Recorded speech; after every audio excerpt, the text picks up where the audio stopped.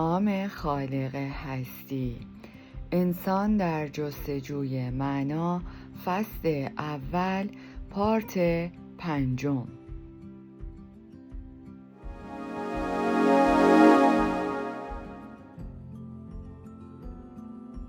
سخنان رفیقم مرا به یاد همسرم انداخت، در حالی که کیلومترها مسافت را روی یخهای سکندری می‌خوردیم. بارها از یکدیگر به عنوان حایل استفاده می‌کردیم، یکدیگر را از روی زمین بلند می‌کردیم و به پیش می‌راندیم. افتان و خیزان در حرکت بودیم، بدون اینکه سخنی بگوییم، اما هر دو می‌دانستیم که هر یک به همسر خود می‌اندیشد. گهگاهی به آسمان که ستاره‌هایش در حال افول بود و روشنایی گلبهی رنگ سحر در پس توده ابرها جایگیر می‌شد نگاه می‌کردیم. اما ذهنم تصویر همسرم را رها نمی‌کرد. او را با زیرکی مرموزش مجسم می‌کردم. او به من پاسخ می‌داد، لبخند او و نگاه اطمینان بخش و رکش را می‌دیدم، چه حقیقت داشته باشد و چه نداشته باشد. نگاه او در آن لحظه درخشانتر از خورشیدی بود که خیال برخاستن داشت. اندیشه‌ای در من شکفت. برای نخستین بار در زندگیم حقیقتی را که شعرای بسیاری به شکل ترانه سروده اند و اندیشمندان بسیار نیز آن را به عنوان حکمت نهایی بیان داشته اند دیدم. این حقیقت که عشق عالی ترین و نهایی ترین هدفی است که بشر در آرزوی آن است، و در اینجا بود که به معنای بزرگترین رازی که شعر بشر و اندیشه و باور بشر باید آشکار ساخت دست یافتم. رهایی بشر از راه عشق و در عشق است. پی بردم که چگونه بشری که دیگر همه چیزش را در این جهان از دست داده هنوز میتواند به خوشبختی و عشق بیندیشد، ولو برای لحظه‌ای کوتاه به معشوقش میاندیشد. بشر در شرایطی که خلأ کامل را تجربه می کند و نمی تواند نیازهای درونیش را به شکل عمل مثبتی ابراز نماید، تنها کاری که از او برمی آید این است که در حالی که رنجهایش را به شیوهی راستین و شرافتمندانه تحمل می کند، می تواند از راه اندیشیدن به معشوق و تجسم خاطرات شرافتمندانه عاشقانه‌ای که از معشوقش دارد خود را خوشنود گرداند. برای نخستین بار در زندگیم بود که به معنای این واژه‌ها پی بردم. فرشتگان در اندیشه‌های شکوهمند ابدی و بی پایان غرقند. جلوی من مردی سکندری رفت و کسانی که پشت سر او بودند رویش افتادند. نگهبان به سوی آنان دوید و همه را با شلاق زد و رشته اندیشه هایم برای چند لحظه پاره شد. اما به زودی اندیشه هایم بار دیگر راه خود را باز یافت و وجود زندانیان را فراموش کردم و به جهان خود بازگشتم و با معشوقم به گفتگو پرداختم. از او پرسش هایی کردم و او به من پاسخ داد. او هم پرسش هایی کرد و من به او پاسخ دادم. ایست، ما به محل کارمان رسیده بودیم. همه با شتاب به درون کلبه تاریک سرازیر شدند تا ابزار کار مناسبی به چنگ آورند. هر زندانی بیل یا کلنگی برداشت. شما خوکها نمی توانید بجنبید. ما بیدرنگ هر یک در گودال زیر پیش وارد شدیم. زمین یخ بسته با فشار کلنگ شکاف برمی داشت و نوک کلنگ جرقه می زد. زندانیان خاموش و مغزشان کرخت شده بود. ذهن من همچنان متوجه همسرم بود. اندیشه‌ای از ذهنم گذشت که آیا اصلا همسرم زنده است؟ من تنها یک چیز را می دانستم که در اینجا آموختم و آن این است: عشق از جسم معشوق هم بس فراتر می رود و معنای ژرف خود را در هستی معنوی شخص و در درون او می یابد. حال دیگر فرقی نمی کند که معشوق حاضر باشد یا نباشد، مرده باشد یا زنده، این دیگر اهمیتی ندارد. من نمیدانستم همسرم زنده است یا نه و هیچ راهی هم برای پی بردن به این امر نداشتم. در دوران زندگی اردوگاهی نه نامه‌ای دریافت می داشتم و نه می توانستم نامه‌ای پست کنم، اما این مسئله در آن لحظه برایم اهمیتی نداشت. نیازی نداشتم حقیقت را بفهمم، زیرا هیچ چیز نمی توانست بر نیروی عشق من، اندیشه هایم و تصویر معشوقم تأثیر بگذارد و خللی وارد آورد. اگر در آن زمان می دانستم همسرم مرده است، باز هم اندیشه هایم گسسته نمی شد و همچنان به او می اندیشیدم و گفتگوی ذهنی من همچنان درخشنده و خوشنود کننده می بود. مرا چون مهری بر قلبت بزن، عشق همان اندازه نیرومند است که مرگ. تقویت زندگی درونی به زندانی کمک می کرد تا از خلأ پریشانی و فقر روحی هستی خود از حال بگریزد و به گذشته پناه ببرد. به هنگام آزادی تخیل او در رویدادهای گذشت سیر می کرد که اغلب مهم هم نبودند، بلکه وقایع جزئی به شمار می رفتند. ذهن دلتنگ او به آن رویدادها شکوه می بخشید و آنها خصوصیات عجیبی به خود می گرفتند، در حالی که جهان زندانیان و وجودشان با آنها فاصله زیادی داشت. روحشان با حسرت و اشتیاق در آن نفوذ می کرد و متأثر می شد. من در عالم خیال اتوبوسی می گرفتم و به سوی خانه‌ام می رفتم. در ورودی آپارتمانم را باز می کردم، چراغ‌ها را روشن می کردم، به تلفن‌هایی که می شد پاسخ می دادم. اندیشه ما حتی تا این جزئیات پیش می رفت و این خاطره ها خود می توانست ما را تا حد گریه برانگیزد. همچنان که زندگی درونی زندانی ژرف‌تر می شد، زیبایی هنر و طبیعت نیز بیش از پیش تجربه می کرد. دوست دارم منو لایک کنی و به هم انرژی بدی، چون برای ما ایرانی ها این روزها واقعا سخته، واقعا. و در چنین مرحله‌ای بود که زندانی در اثر لمس واقعی آنها گاهی حتی وضعیت هولناک خود را نیز فراموش می کرد. اگر کسی چهره‌ها ما را در سفر از آشویتس به اردوگاه باواریا دیده بود که چگونه نگاه‌های ما از پنجره‌های میله دار کوچک واگن زندان، کوه‌های سالبورز و قله‌هایش را که در آفتاب می درخشید با چه حرص و ولعی می بلعید، هرگز باور نمی کرد این چهره‌ها از آن مردانی است که همه امید به زندگی و آزادی را از دست داده‌اند. با وجود این عامل و یا شاید به خاطر آن، ما با زیبایی طبیعت که مدت‌ها از آن جدا مانده بودیم سهم می‌شد. در اردوگاه نیز گاه مسحور زیبایی طبیعت می شدیم. برای نمونه یک زندانی توجه رفیقش را که در کنار او کار می کرد به منظره فرو نشستن خورشید از لابلای درختان قد برافراشته جنگل های باواریا جلب می کرد. چنانچه در نقاشی آبرنگ معروف درو نشان داده شده است، این همان جنگی بود که ما در وسط آن کارخانه وسیع اسلحه سازی بنا کرده بودیم. یک روز غروب وقتی که در کف کلبه هایمان در حال استراحت و بی نهایت خسته بودیم و کاسه سوپ در دستمان بود، یکی از زندانیان با شتاب وارد کلبه شد و از ما خواست به زمین رژه برویم و غروب خورشید زیبا را تماشا کنیم. وقتی به بیرون از کلبه رفتیم، ابرهای انبوه را دیدیم که در غروب می درخشید و پهنه آسمان با ابرهایی که پیوسته در حال باژگونی شکل و رنگ بود جان می گرفت. ابرها از آبی پولادی به سرخ آتشین تغییر رنگ می داد.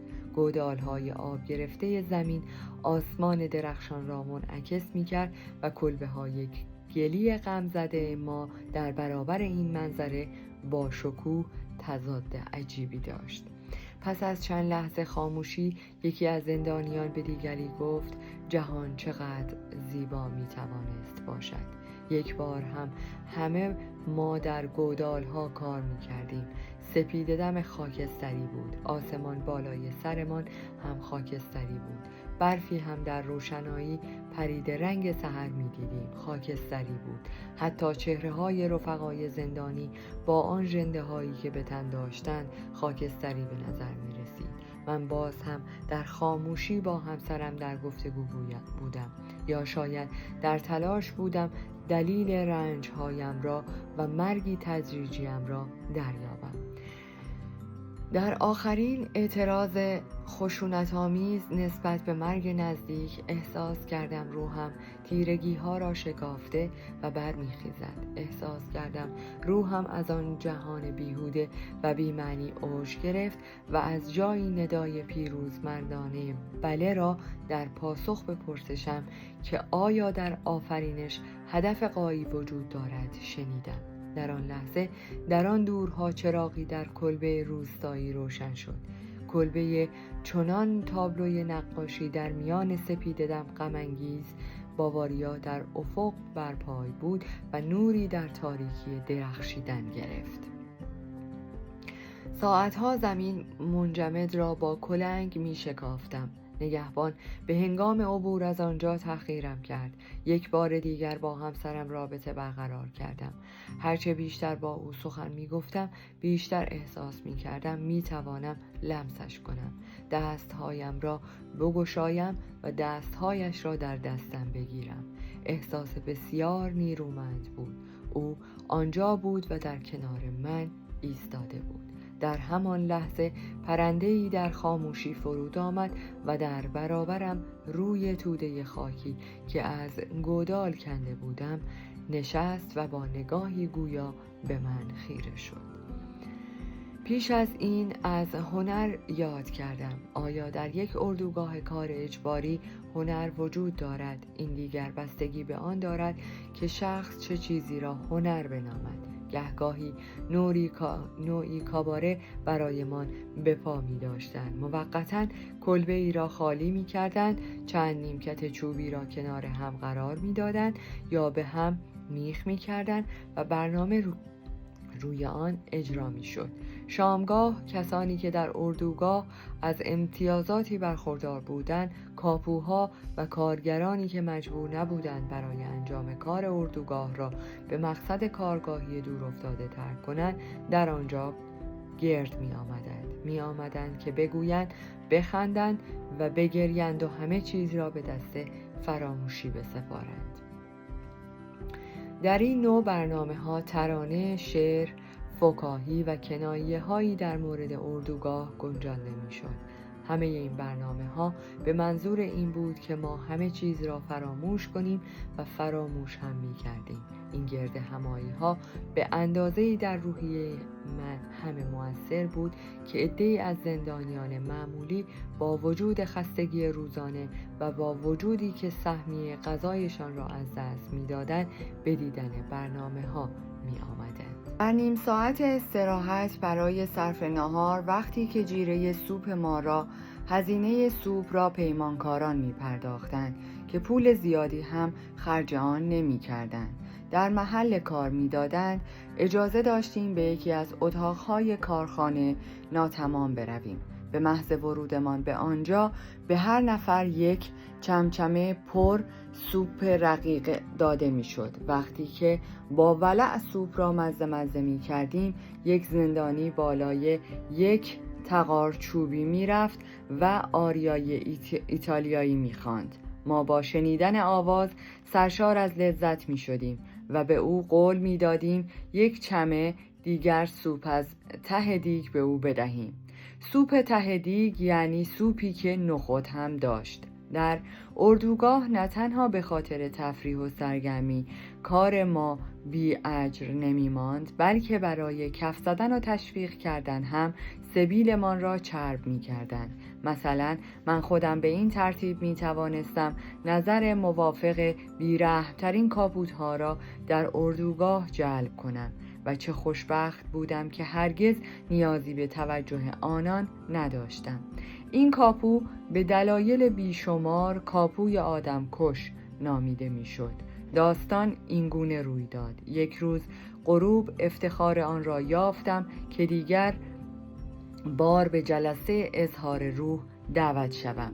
همان جمع پیشین که رفقای نزدیک پزشک اردوگاه بودند و از همه غیرقانونی تر افسری از بخش بهداری نیز در آنجا گرد آمده بود. کاپوی آدمکش تصادفاً وارد اتاق شد و از او خواسته شد یکی از اشعارش را که در اردوگاه مشهور یا ننگاور تلقی میشد بخواند.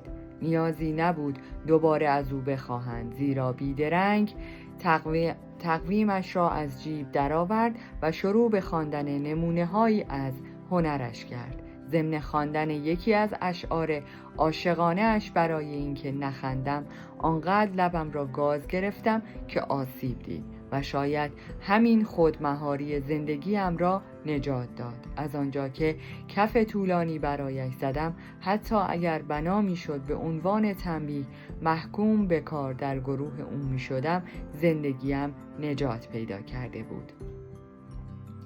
من بیش از آن یک روز در گروه این کاپو کار کرده بودم و همان یک روز برای 70 پشتم کافی بود. به هر حال اینکه کاپوی آدمکش از زاویه خوبی مرا شناخته خود می توانست مفید واقع شود. بنابراین با هیجان هرچه بیشتر کف می زدم. البته به طور کلی پیگیری هر گونه کار هنری در اردوگاه تا حدودی کار مضحکی بود، زیرا تأثیر واقعی که هر نوع کار هنری یا آنچه وابسته به هنر بود بر زندانیان می‌گذاشت به علت تضادی بود که از اجرای کار هنری و پیشینه زندگی زجرآور اردوگاه برمیخواست. هرگز شب دوم ورودم را به آشویتز فراموش نمی کنم. در این شب از خواب عمیقی که ناشی از خستگی مفرط بود با نوای موسیقی بیدار شدم. زندانبان ارشد کلبه ما در اتاقش که به ورودی کلبه ما نزدیک بود جشنی به پا کرده بود و آنان با عربده های ناشی از مستی آهنگ های مبتذل می خواندند. ناگهان سکوت همه جا را فرا گرفت و در دل تاریکی شب ویولونی یک آهنگ بسیار غم‌انگیز تانگو را می نواخت. آهنگ‌های استثنایی که با وجود قدیمی بودن ارزش خود را حفظ کرده بود. ویولون می‌گریست و وجود من هم همراه آن ناله می‌کرد، زیرا آن را 24مین بهار زندگی یکی از زندانیان بود. آن شخص در قسمت دیگری از اردوگاه آشویتز اسیر بود که شاید چند صد متر و یا 1 کیلومتر با ما فاصله داشت. با این حال و با این فاصله نزدیک ما به او دسترسی نداشتیم. آن شخص کسی جز همسرم نبود. شاید کسانی که در این زندانها نبوده اند از شنیدن این که در اردوگاه کار اجباری نمایش هنری هم وجود داشت شگفت زده شدند. اما آنچه بیشتر مایه شگفتی است روحیه شوخی و مزاحی بود که در اردوگاه حاکم بود، البته از نوع ملایم و تنها چند ثانیه یا دقیقه ذهن ما را به خود مشغول می داشت. شوخی یکی دیگر از اسلحه‌های روح بود که در مبارزه به خاطر حفظ جان به کار می رفت. به خوبی دیده شده است که شوخی بیش از هر چیز دیگری در ساخت بشر می تواند انسان را از شرایط سخت موجود جدا سازد و به او توانی ببخشد تا در برابر هر گونه سختی ها و زشتی ها برخیزد، ولو اینکه برای چند ثانیه بوده باشد. من توانستم به یکی از دوستانم که در کنار من در ساختمانی کار می کرد یاد دهم چگونه شوخ طبعی را فرا گیرد. به او پیشنهاد کردم تصمیم بگیریم روزانه دست کم یک داستان تفریحی بسازیم که درون مایه آن درباره رویدادی باشد که ممکن است یک روز پس از آزادی ما اتفاق بیفتد. دوست من جراح و معاون بیمارستان بزرگی بود. یک بار سعی کردم او را بخندانم و گفتم که چگونه ممکن است عادات زندگی اردوگاهی را از سر بدر کند. در محل ساختمان به ویژه هنگامی که بازرس می آمد سرکارگر ما را با فریاد بجنبید تشویق می کرد که سریعتر کار کنیم. به دوستم گفتم روزی تو به بیمارستان پیشین خود باز می‌گردی و روزی که مشغول عمل جراحی حساسی هستی در اتاق عمل باز می شود و ناگهان سرکارگر بیمارستان با شتاب وارد می شود و ورود جراح ارشد را با فریاد بجنبید بجنبید اعلام می دارد. گاهی سایر زندانیان نیز داستان‌های جالبی درباره آینده می ساختند. مثلا شبی را مجسم می کردند که به شام دعوت شده اند. فراموش می کنند که کجا هستند و وقتی با سوپ پذیرایی می شوند به میزبان التماس می کنند که چمچمه را به ته دیگ بزن و سوپ بده تا مقداری نخود هم داشته باشد. انسان وقتی تلاش می کند هنر زیستن را فراگیرد، این تلاش که برای ایجاد روحیه شوخ طبعی و خوشمزدگی و به خاطر تحمل شرایط زیستی پیرامون خود به کار می رود، شگرد شگفت‌انگیزی می شود. این شگرد را حتی در اردوگاه کار اجباری هم با وجود رنج پیوسته می توان به کار برد. بهتر است مطلب را بشکافم.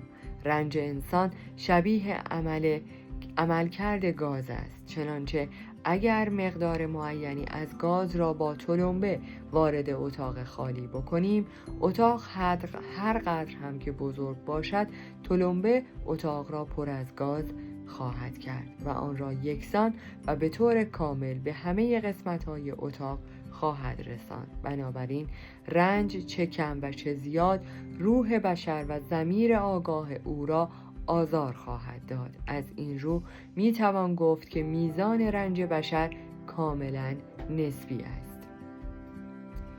به همین دلیل می توان گفت که ممکن است رویداد بسیار ناچیزی موجب بزرگترین شادمانی ها گردد. به طور مثال واقعه ای را که هنگام سفرمان از آشویتس به اردوگاهی که وابسته به داخاوا بود رخ داد. برایتان بازگو می کنم. ما همه نگران بودیم که مقصد ما اردوگاه متهورن باشد. تشویق ما با نزدیک شدن به پلی که بر روی دانوب بود بیشتر می شد، زیرا رفقای با تجربه ما می گفتند ترن برای رفتن به متهورن باید از روی پل بگذرد. کسانی که چنین حوادثی را ندیدند هرگز نمی توانند پایکوبی شادمانه ای را که زندانیان در ترن به پا کردند تصور کنند. آنان وقتی دیدند ترن از روی پل نگذشت و در عوض تنها به سوی اردوگاه داخاوا رفت، سر از پا نمی شناختند. و اما به هنگام ورودمان به اردوگاه پس از 2 روز و 3 شب سفر چه اتفاقی افتاد؟ جا بسنده برای هر نفر نبود تا بتواند چون باطمه روی زمین بنشیند.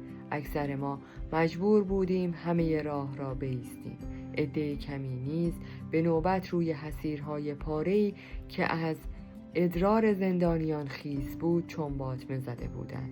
موقعی که وارد اردوگاه شدیم، نخستین خبر مهمی که از زندانیان سالخورده تر شنیدیم این بود که این اردوگاه نسبتاً کوچک، جمعیت آن 2500 نفر بود.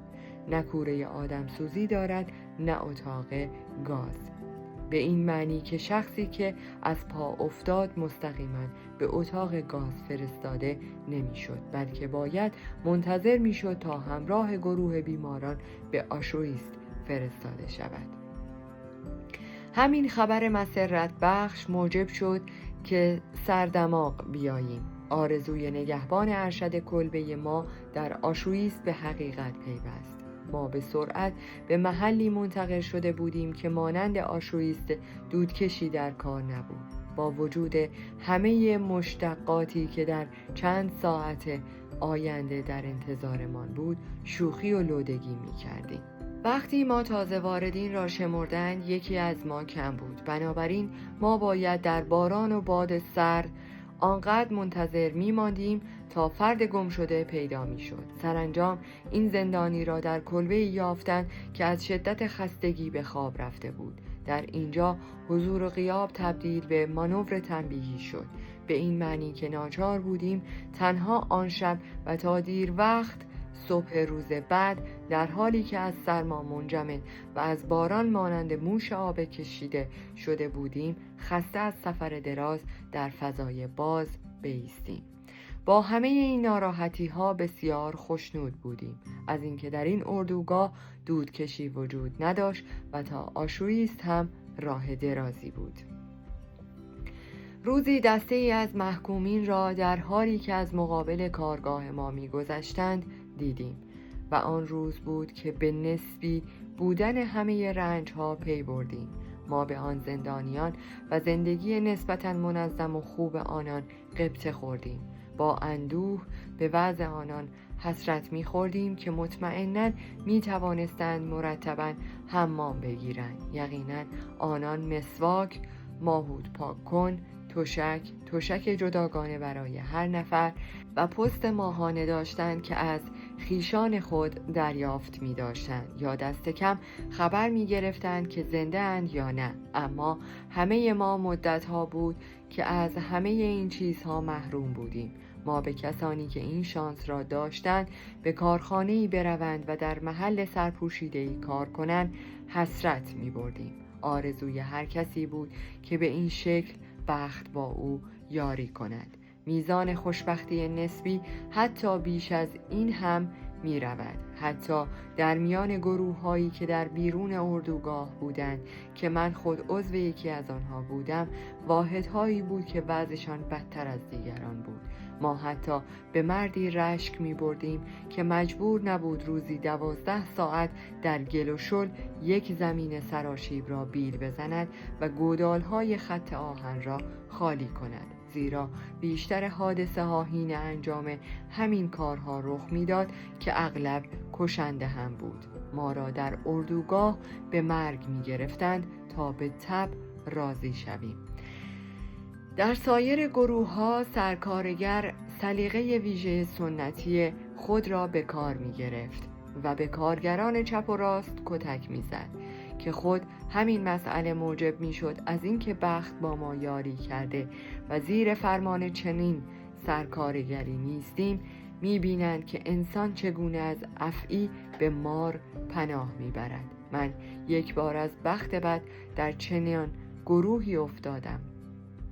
اگر پس از 2 ساعت کار در این مدت سرکارگر تمام توجهش به ویژه روی من متمرکز بود، آژیر حمله هوایی به صدا در نیامده بود و کار را متوقف نکرده بود و آنان مجبور نمی شدند برای آغاز کار ما را دوباره گروه بندی کنند، باید مرا با یکی از آن تابوت هایی که مردگان یا افرادی که از شدت خستگی در حال مرگ بودند حمل می کردند. به اردوگاه باز می گرداندند.